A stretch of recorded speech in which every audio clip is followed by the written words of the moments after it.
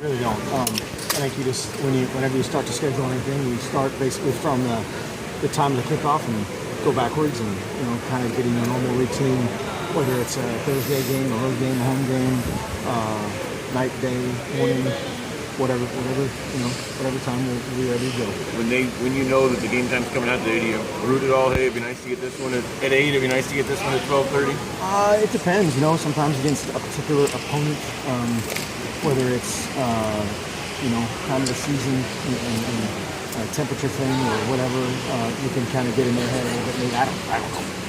But we just try to stay focused on kind of our normal routine as much as possible. It's 12:30. I mean, when you look at, you've got a 7:30 to 12:30, and that's almost a whole day. Is that? I don't know what your guys' game day prep is. When you have a night game, are you doing stuff during the day that now done on Friday this week, or does it change much since it's 12:30 to 7:30? No, the only thing that changes is that whatever the 4-hour, 5-hour block of time on Saturday will be, if it's a night game, we'll sleep in a little bit longer. We'll have a little bit of whether it's movies or we kind of moving around a little bit during the day, which again is just part of our night game routine. We kind of the breaking point for that is a 3 o'clock kick. So anything 3 o'clock or later we classify as a night game. Excuse me. And then anything before that we just do our normal deal.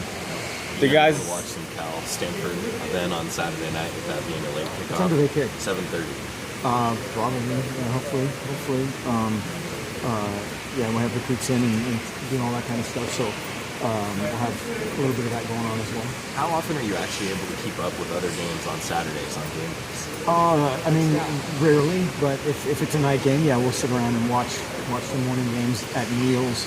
We'll sit down and watch those as a team, and then certainly if we're playing a day game and the night games are on, we're fans. At John's house? Did you say at Neil's? What? I'm sorry, I thought you said at Neil's. At Neil's. Sorry, At Neil's house. I got it. Thank you for clarifying. USC defense. Just kind of thoughts on kind of the athletes there and how they're playing right now. Well, they're playing extremely well, and they've kind of got it all, and I know that everybody's making a big deal about the linebackers going down, which is unfortunate, but they have some very, very talented guys and experienced guys behind them. Their secondary is playing extremely well. I think every single one of those guys we tried to recruit, and so it's funny to go against those guys. And up front, they're deep, they're talented. They can put pressure on you with 3. They can put pressure on you with 6 and 7. And so they're playing really well. When you see guys you recruit on film, do you ever sit there and think, oh, that's how he turned out, or I thought this guy'd be better? Is it kind of weird to see guys Sure. that you were projecting kind of what you thought and how they're working somewhere else? Yeah, unfortunately, all their guys are working out really well. At least the guys on film.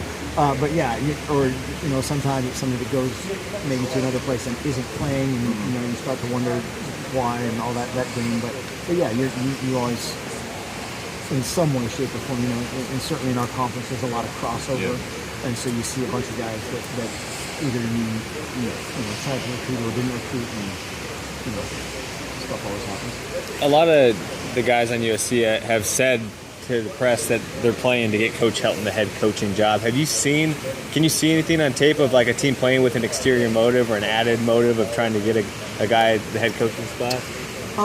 They're playing really well, so that must be partially or partly part of it.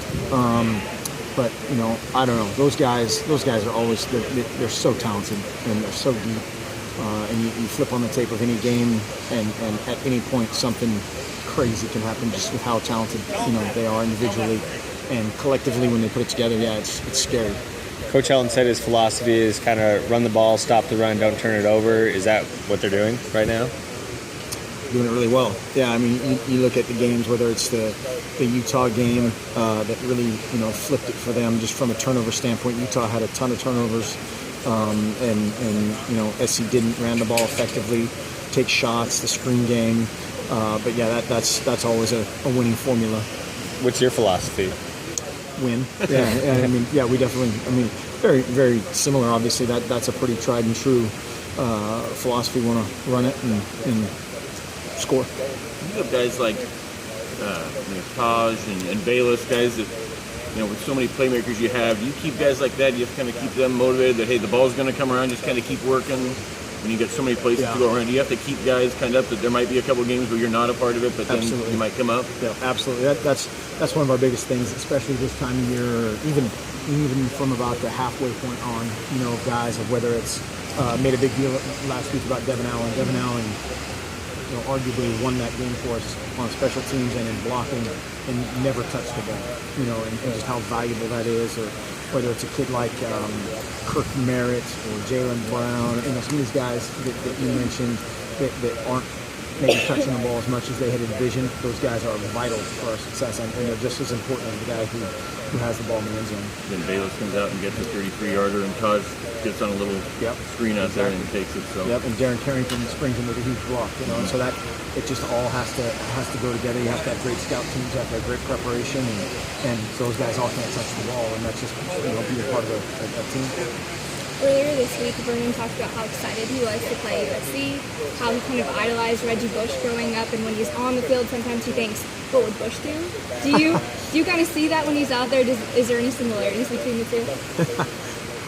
I don't think there's a lot of physical similarities. No offense. Maybe that's why, because he's no, I was going to make a proper joke.